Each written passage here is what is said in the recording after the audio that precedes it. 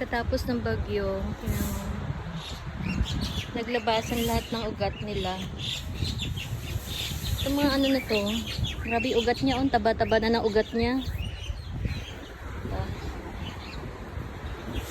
Mga puno na to siguro sobrang tatanda na nila. Sobrang tatanda na. Naglabasan lahat ng ugat nila. Yung ugat nila haba-haba na.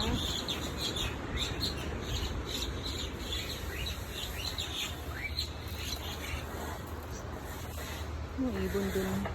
Nag-aaway pa yung dalawang ibon.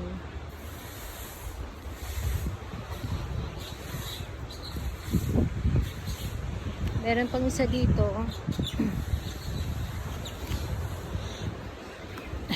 Taba ng ugat Ugat pa lang yan. Naglabasan lahat ng ugat nila. Napukay sila. Sobrang solid. Sino yung ugat niya Grabe ugat niya Napukay silang lahat. Mga puno.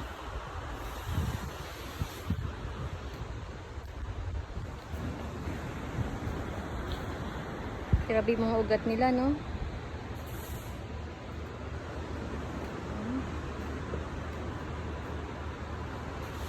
Grabe yung bagyo na yun. Talagang hinukay niya yung pinakailam-iliman.